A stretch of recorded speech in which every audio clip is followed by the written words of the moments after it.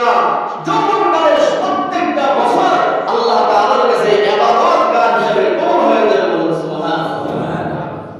তাতে আবেদ হিসেবে আল্লাহ তাআলা আপনাকে ঘোষণা করেছেন।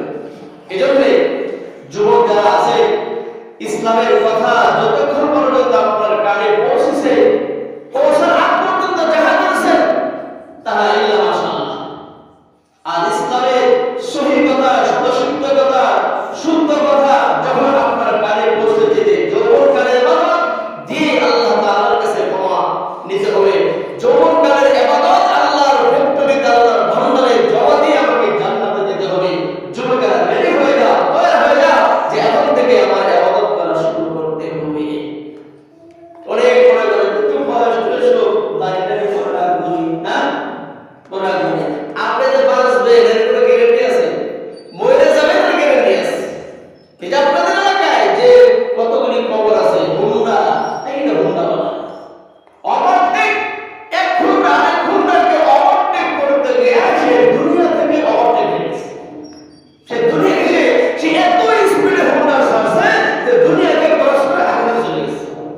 তার হুন্ডার স্পিডের এত স্পিড হয়েছে, তার সিএনজি এত স্পিড যে এত জোরে চালাইছে, চালাইতে চালাইতে সে দুনিয়া থেকে দুনিয়াকে সে ক্রস করে দিয়েছে, দুনিয়া ক্রস করে আগে চলে গেছে।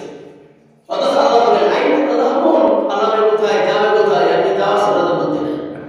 যত জোরে চালাও, যত জোরে চালাও না কেন দুনিয়া ছেড়ে যাওয়ার যাবারই মতো যাবা। আর যদি কইরা দাও তাহলে আখিরাত যাবা, বারোর কোনো জায়গা নেই। এজন্য যুবক ভাই যারা আছে, শাবান মাস চলতেছে, শাবান মাসের মধ্যে থেকে আপনি এই ইখতিয়ার করে আলাদা করেন যে আমি এখন থেকে আমি ভালো হয়ে গেলাম। সামনে মাহে রমজান আসতেছে, মাহে রমজানের জন্য 30টি রোজা, 30টি তারাবি আমি যথাযথভাবে পালন করব।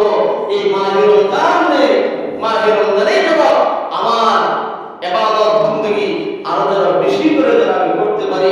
মাহে রমজানের আগে আমি যেন আমি আমার শারীরিকভাবে, মানসিকভাবে যেন আমি প্রস্তুত হয়ে যেতে পারি।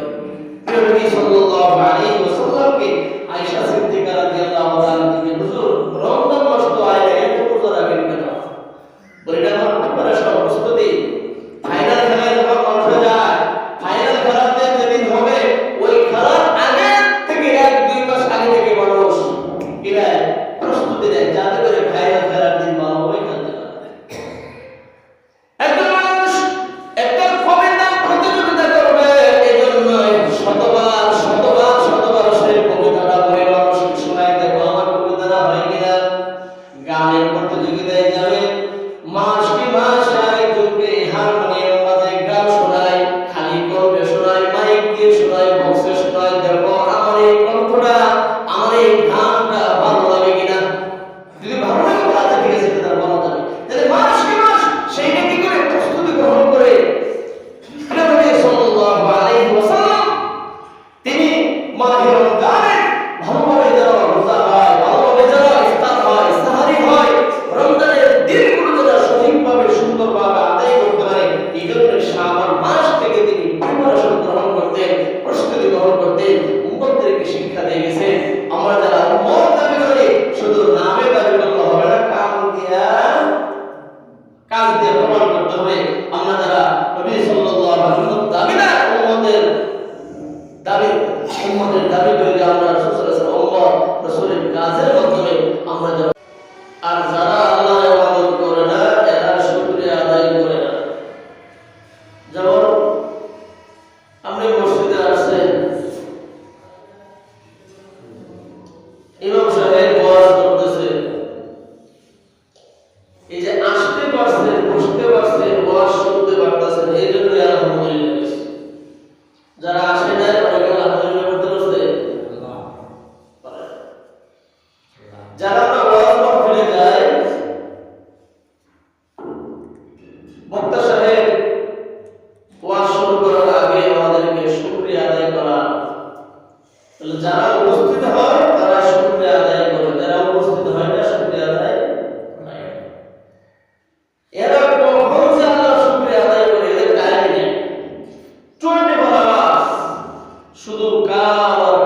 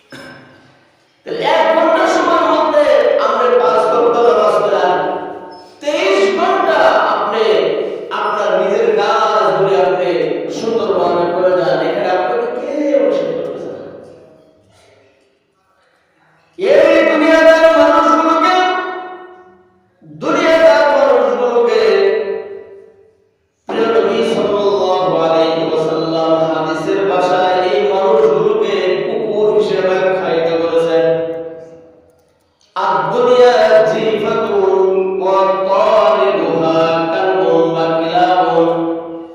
দুনিয়া একটা বড় প্রাণী। দুনিয়া এটা একটা মৃত প্রাণী, মৃত প্রাণী। নবী সাল্লাল্লাহু আলাইহি ওয়াসাল্লাম একটা মৃত প্রাণীর কাছ দিয়ে যাইতেছেন, সাহাবায়ে কেরামদেরকে বললেন, হাযা বিদিরহামাইনি, হাযা বিদিরহামাইনি। এই যে মরা প্রাণীটা দেখতেছো, কয়টা মাত্র 2 টাকা দাম, কারা নিবা বলো? মরা প্রাণী মাত্র 2 টাকা দাম, বলো কে নিবা বলো? সাহাবায়ে কেরাম বললেন, হুজুর এই মরা প্রাণী এটা 2 টাকা আর মানে কি, মানে এটা কারা নিব? মরা যে কোনো প্রাণী মারা যাওয়ার পরে তাকে যত তাড়াতাড়ি আপনার আন্ডার থেকে, আপনার জায়গা থেকে এটাকে যত তাড়াতাড়ি বিতাড়িত করা যায়, যত সরানো যায়। মুরগি মরুক, গরু মরুক, ছাগল মরুক, হাতি মরুক, যে মরুক, মানুষই মরুক, একে তাড়াতাড়ি আপনার ওখান থেকে দূর করে দেওয়া, এটাই আপনার জন্য যুক্তিযুক্ত। আর এই প্রাণীটা 2 টাকা দিয়ে কেনা কিনবো? বিদিরহামাইনি দিরহাম। প্রিয় নবী মুহাম্মদুর রাসূলুল্লাহ সাল্লাল্লাহু আলাইহি ওয়াসাল্লাম বললেন, তাহলে শোনো, তামাম পৃথিবী হইল একটা মরা প্রাণী, সমস্ত পৃথিবী হইল একটা মরা প্রাণী।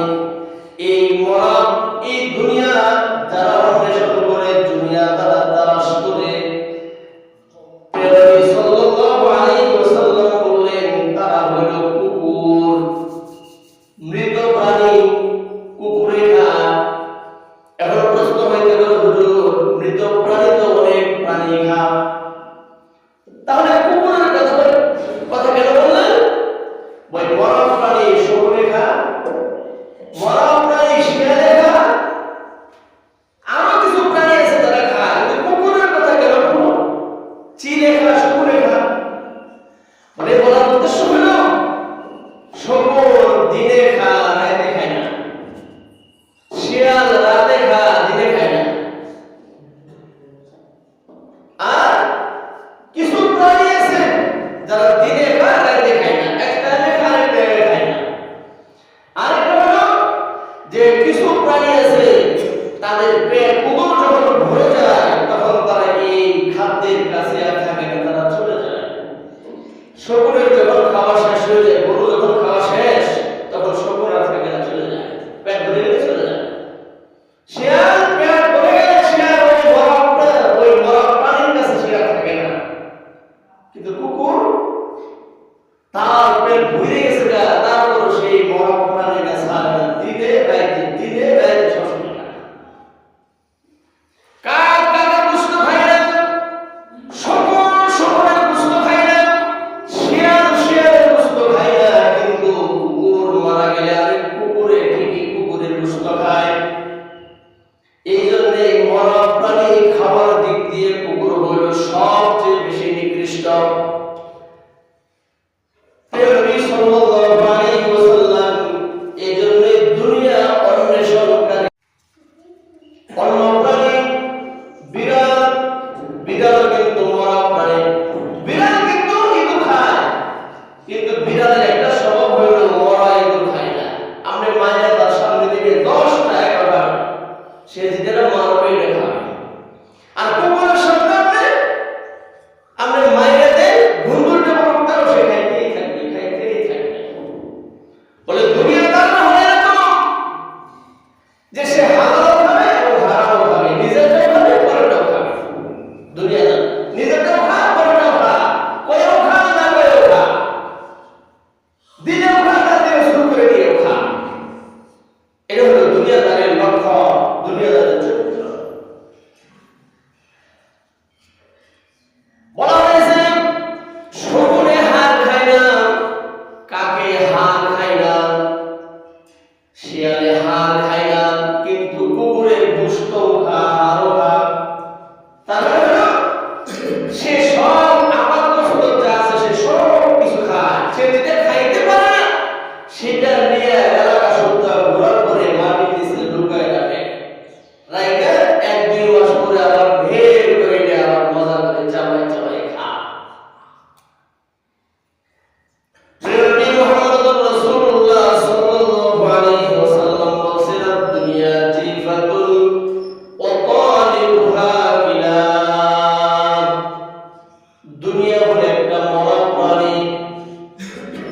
আর এই দুনিয়াকে যারা অন্বেষণ করে এরা হলো ওই কুকুর বা কুকুরের মতো। এখন প্রশ্ন হইতে পারে হুজুর, তাহলে কি আমরা দুনিয়া তালাশ করবো না? হতে পারে এটা প্রশ্ন। তাহলে কি আমরা দুনিয়ার মাল অর্জন করবো না? দুনিয়ার সম্পদ কি তাহলে আমরা অর্জন করবো না? অবশ্যই করবেন আপনি। দুনিয়ার মাল আপনি অর্জন করবেন, সম্পদ অর্জন করবেন, বিল্ডিং দিবেন, আরো যত আছে সব কিছু আপনি দিবেন। এগুলো হালাল ভাবে বৈধ উপায়ে, আল্লাহকে ভুলে দিয়ে নয়। আল্লাহকে স্মরণ করে শরীয়ত যতটুকু আপনাকে অনুমোদন দিয়েছে অতটুকুর মধ্যে থেকে আপনি যত সম্পদ অর্জন করতে পারেন করেন। শরীয়ত আপনাকে এক বিন্দু পরিমাণ ছেড়ে করে দেয়। আপনার যতটুকু খাবার আপনার ততটুকু খান, যতটুকু ব্যবহারের আপনি ততটুকু ব্যবহার করেন। সম্পদ যদি বেশি হয় খাবারের মান ভালো করেন, সম্পদ যদি বেশি হয় কাপড়ের মান আপনি ভালো করেন। আবু হুরায়রা রাদিয়াল্লাহু তাআলা আনহু এক সময় রেশমি রুমাল দিয়ে খাবার করে মুখ মুছতেছেন, খাবার করে মুখ মুছতেছেন। আর বলতেছেন, শুনো, এই আবু হুরায়রা খিদে ব্যথায় রাস্তার মধ্যে মৃগীর রোগের মতো শুয়ে থাকতো, মানুষেরা ঠ্যাং দিয়ে বেঁধার মরে গেছে।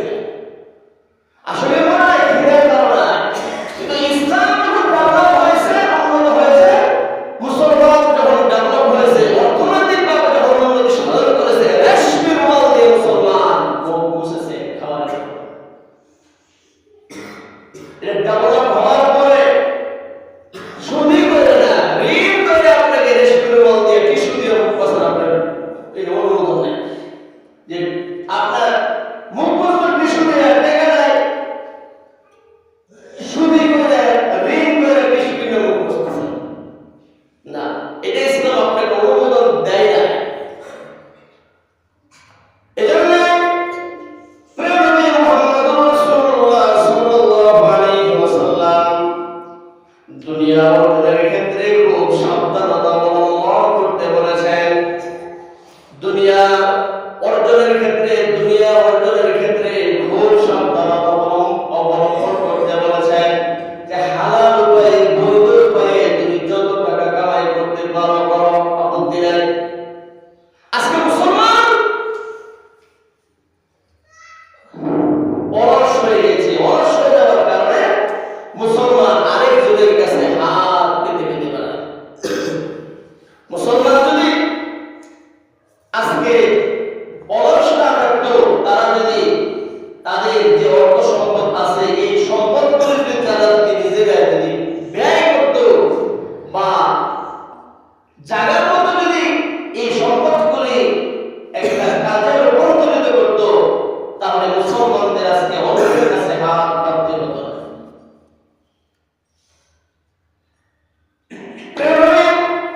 মুহাম্মদুর রাসূলুল্লাহ সাল্লাল্লাহু আলাইহি ওয়াসাল্লাম দুনিয়া অর্জনের ক্ষেত্রে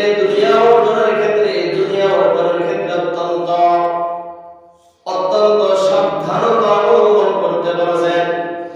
আল্লাহ রাব্বুল আলামিন বলেন, বাল তুসিরুনাল হায়াতাদ দুনিয়া ওয়াল আখিরাতু খায়রুন ওয়া আবকা। ওয়াল আখিরাতু খায়রুন ওয়া আবকা। এই দুনিয়া যেটা, এটা হলো ক্ষণস্থায়ী। এই দুনিয়া একটা ক্ষণস্থায়ী একটা বস্তু, ক্ষণস্থায়ী একটা বিষয়। এই যে আমরা যারা এখন পৃথিবীতে বসবাস করতেছি, আগামী 50 বছরের পরে আমরা যারা এখানে আছি, বা 70 বছর পরে যারা এখানে আছি, 70 বছর পরে আমরা কেউ থাকবো না। থাকো? এরকম বলতে পারবে? ছোট বাচ্চা যারা আছে এদের মধ্যে আমরা কেউ থাকবো না। 70 বছর, 100 বছর পরে এখানে কেউ থাকবে না। তার মানে হলো এই 100 বছর জিন্দেগি এখন আমাদের জন্য এরপরে স্টেপে যারা আসবে তাদের জন্য হলো শতাব্দী। যদি 100 বছর, 100 শতাব্দী, 50 বছর, 60 বছর হায়াতে জিন্দেগি আল্লাহ সুবহানাহু ওয়া তাআলা আমাদেরকে দান করেছেন আখিরাতের পথে অর্জনের জন্য, দুনিয়ার মধ্যে ডুবে যাওয়ার জন্য নয়, দুনিয়ার ভিতরে ডুবে যাওয়ার জন্য নয়, বরং দুনিয়ার মাধ্যমে দুনিয়ার উপরে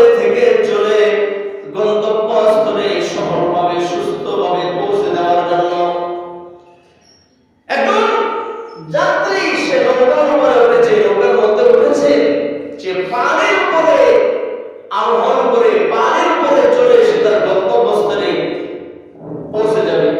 কিন্তু নৌকার ভিতরে যদি পানি ডুবে যায়, নৌকা ডুবে যাবে। নৌকার ভিতরে যদি পানি উঠে যায়, নৌকা ডুবে যাবে। নৌকা ডুবে যাবে। তো নৌকা পানি ছাড়া চলে না। আবার নৌকার ভিতরে যদি বেশি পানি ডুবে যায়, এই নৌকা পানির উপরে থাকে। তাহলে কি করতে হবে? যে আপনাকে দুনিয়ার মধ্যে থাকতে হবে, সমাজের মধ্যে আপনাকে থাকতে হবে, সমাজের মানুষের সাথে আপনাকে বসবাস করতে হবে। দুনিয়ার যে পরিবেশ, এই পরিবেশের সাথে আপনাকে চলতে হবে, মিলতে হবে। কিন্তু সার্বক্ষণিক আপনাকে খেয়াল রাখতে হবে আমার সৃষ্টিকর্তা একটা হুকুম আমার উপর আরোপ আছে। নৌকার ভিতরে পানি যদি উঠে, সেখানে আবার একটা নির্ধারিত লোক আছে।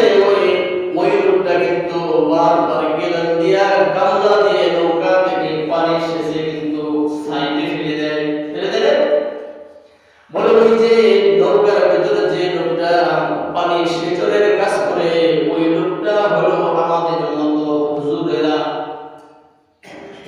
এখন কেউ যদি বলে, হে মিয়া, পানির উপরেই তো নৌকা চলে, তুমি আমার পানি সেচে ফেলে দেবো, বলে আমরা ফেলে দেই। সে বলবে আমরা ফেলে এই জন্য এখানে বেশি উঠা যাবে না, বেশি তুললে বেশি উঠলে এই নৌকাটা এখানে থাকবে না।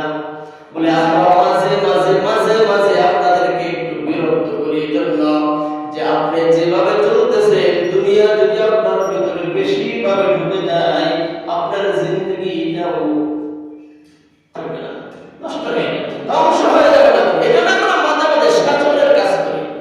সেটা সেটা আমরা আপনাদেরকে ওয়াজের মাধ্যমে, কথার মাধ্যমে আপনাদের ভিতর থেকে দুনিয়াটা একটুখানি সরাই দেওয়ার চেষ্টা করি। এখানে কেউ যদি আমাদের জমানকে বন্ধ করে দিতে চায়, কোন শক্তিশালী পুরুষ যদি ওই শাসক লোকের হাতটা যদি চেপে ধরে, সবাই মারা যাবে। ঠিক তেমনি ভাবে ধর্মীয় যাজক যারা, ধর্ম সম্পর্কে যারা কথা বলে, এদের মুখ যদি কেউ চেপে ধরে, এদের ত্রুটি যদি কেউ চেপে ধরে, সমস্ত জাতি গুমরা হয়ে যাবে, সমস্ত জাতি ডুবে যাবে, ধ্বংস হয়ে যাবে, সমস্ত জাতি ইমান হারা হয়ে যাবে। এজন্য ধর্ম সম্পর্কে যারা কথা বলে, তাদেরকে সঠিকভাবে আপনি কথা বলতে দেন। আপনি মানেন আর না মানেন, আপনি বুঝেন আর না বুঝেন, তাদেরকে কথা বলতে দেন।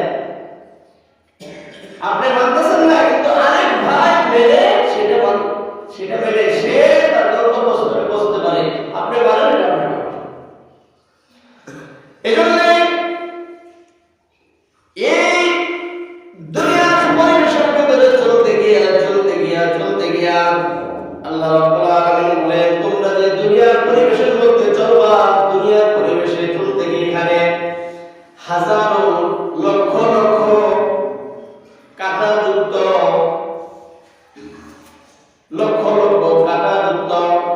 পথ আছে। কাঁটাযুক্ত পথ, দুর্গম গিরি কান্দার মতো এই পথটা খুব কঠিন একটা পথ।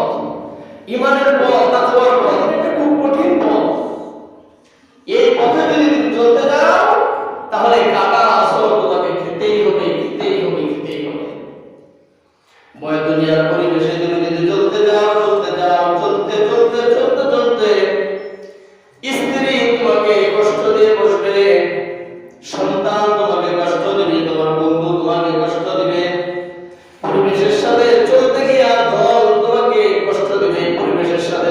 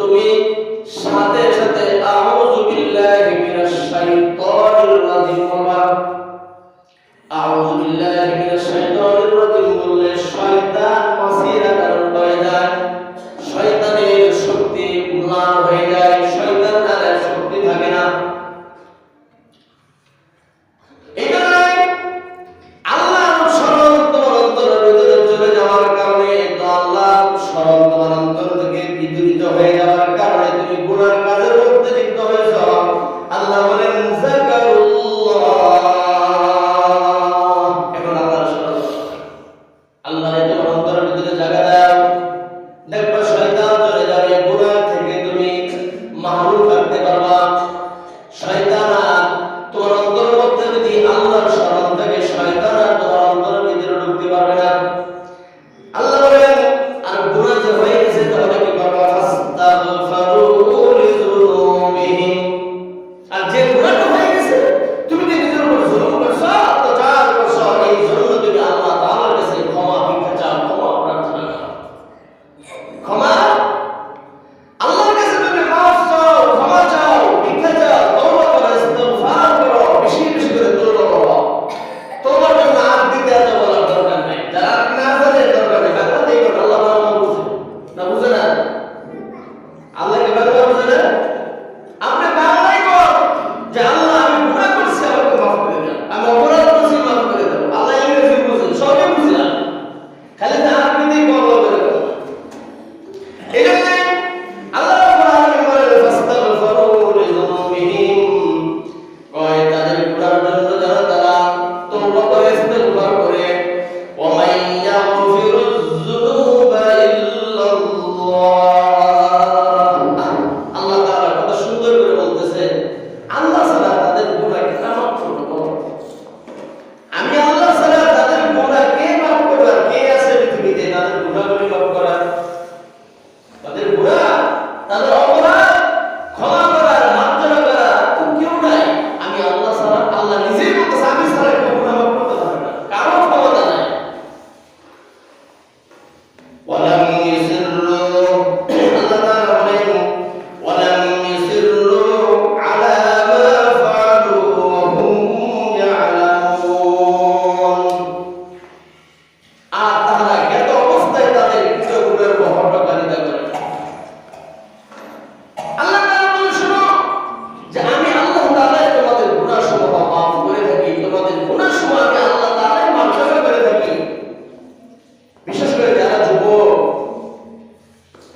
যৌবন অবস্থায় আল্লাহ তাআলার কাছে ইবাদত এত প্রিয়, এত প্রিয়, এত প্রিয়, যুবকের কাছে গুনাহ করা যত প্রিয়। একজন যুবকের গুনাহ তার কাছে গুনাহ কত প্রিয় হতে পারে? দুনিয়ার সব কিছু থেকে একজন যুবকের কাছে গুনাহ তার কাছে বেশি প্রিয়। সে কখন গুনাহ করবে, ভাত খাবে না, সে ঘুমাবে না, সে গুনাহ করার জন্য ব্যস্ত থাকবে। আল্লাহ তাআলা বলেন যে তোমার কাছে যত গুনাহ বেশি প্রিয়, আমার কাছে তোমার ইবাদত তার চেয়ে বেশি প্রিয়। বলেন সুবহানাল্লাহ। এজন্য যুবকদের যৌবনকালের ইবাদত আল্লাহ তাআলার কাছে অত্যন্ত দামি। প্রিয় নবী মুহাম্মদুর রাসূলুল্লাহ সাল্লাল্লাহু আলাইহি ওয়াসাল্লাম তিনি যুবকদের মাঝে ইসলাম প্রচারের জন্য বেশি মনোনিবেশ করেছেন।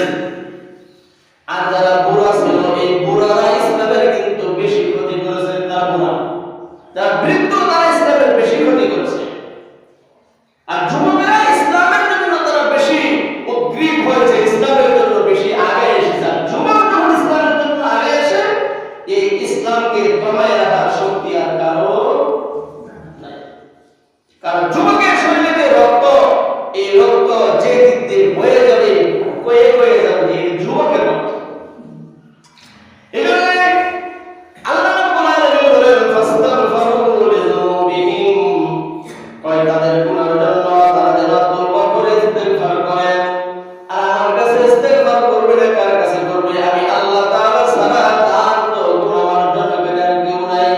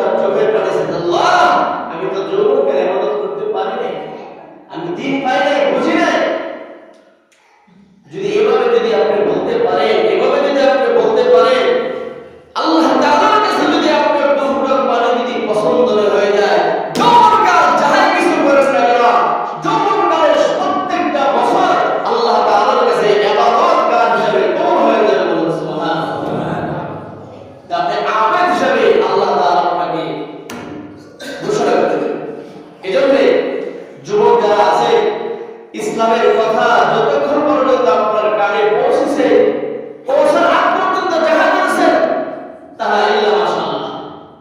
আর ইসলামের সহি কথা, সদসিদ্ধ কথা, শুদ্ধ কথা যখন আপনার কানে পৌঁছে দিতে, যৌবন কালে ইবাদত দিয়ে আল্লাহ তাআলার কাছে ক্ষমা নিতে হবে। যৌবন কালের ইবাদত আল্লাহর ফ্যাক্টরিতে, আল্লাহর ভান্ডারে জমা দিয়ে আমাকে জান্নাতে যেতে হবে। যুবকেরা রেডি হয়ে যাও, তৈরি হয়ে যাও যে এখন থেকে আমার ইবাদত করা শুরু করতে হবে। অনেক মনে করে একটু বয়স হয়েছে দাঁড়িয়ে করে রাখবি না, করে রাখবি। আপনি যে বাঁচবেন এর কোনো গ্যারান্টি আছে? মরে যাবেন না গ্যারান্টি আছে? এই যে আপনাদের এলাকায় যে কতগুলি কবর আছে, হুন্ডা, এইটা হুন্ডা বলা ওভারটেক, এক ঘন্টাকে ওভারটেক করতে গিয়ে সে দুনিয়া থেকে ওভারটেক হয়ে গেছে। সে দুনিয়া এসে সে এত স্পিডে হুন্ডা ছাড়ছে যে দুনিয়াকে ক্রস করে আগে চলে গেছে। তার হুন্ডার স্পিডের এত স্পিড হয়েছে, তার সিএনজি এত স্পিড যে এত জোরে চালাইছে, চালাইতে সে দুনিয়াকে সে ক্রস করে দিয়েছে, দুনিয়া ক্রস করে আগে চলে গেছে। অথচ আল্লাহ বলেন আইন তালাহুন, আল্লাহ কোথায় যাবে, কোথায় আপনি যাওয়া ছাড়া তো বুদ্ধি নেই। যত জোরে চালাও না কেন দুনিয়া ছেড়ে যাবা, যাবারই মতো যাবা। আর যদি বইয়ে যাও তাহলে আখেরাতে যাবা, কিন্তু বারণের কোনো জায়গা নেই। এজন্য যুবক ভাই যারা আছে, শাবান মাস চলতেছে, শাবান মাসের মধ্যে থেকে আপনি এই ইখতিয়ার করে আলাদা করেন যে আমি এখন থেকে আমি ভালো হয়ে গেলাম। সামনে মাহে রমজান আসতেছে, মাহে রমজানের জন্য 30টি রোজা, 30টি তারাবি আমি যথাযথভাবে পালন করব। এই মাহে রমজানের জন্য আমার ইবাদত বندگی আরো যেন বেশি করে যেন আমি করতে পারি। মাহে রমজানের আগে আমি আমার শারীরিকভাবে, মানসিকভাবে যেন আমি প্রস্তুত হয়ে যেতে পারি। প্রিয় নবী সাল্লাল্লাহু আলাইহি ওয়াসাল্লামকে আয়েশা সিদ্দিকা রাদিয়াল্লাহু তাআলা থেকে হুজুর রমজান মাস তো আইলে এত রোজা রাখেন কেন? বলে না আমার প্রিপারেশন, প্রস্তুতি, ফাইনাল খেলায় যখন মানুষ যায়, ফাইনাল খেলাতে যেদিন হবে ওই খেলার আগে থেকে 1-2 মাস আগে থেকে মানুষ কিনা প্রস্তুতি নেয় যাতে করে ফাইনাল খেলার দিন ভালোভাবে খেলতে পারে। একজন মানুষ একটা কবিতা প্রতিযোগিতা করবে, এজন্য শতবার সে কবিতাটা বলে মানুষকে শোনায়, দেখো আমার কবিতাটা হয় কিনা। গানের প্রতিযোগিতায় যাবে, মাস আরেকজনকে হারমোনিয়াম বাজে গান শোনায়, খালি কণ্ঠে শোনায়, মাইক দিয়ে শোনায়, বক্সে শোনায়, দেখো আমার এই কণ্ঠটা, আমার এই গানটা ভালো লাগে কিনা। যদি ভালো লাগে তাহলে ঠিক আছে, তাহলে ভালো যাবে। তাহলে মাস সেইটা কি করে প্রস্তুতি গ্রহণ করে নবী সাল্লাল্লাহু আলাইহি ওয়াসাল্লাম তিনি মাহে রমজানে ভালোভাবে যেন রোজা হয়, ভালোভাবে যেন ইফতার হয়, সাহারি হয়, রমজানের দিনগুলো যেন সঠিকভাবে সুন্দরভাবে আদায় করতে পারে।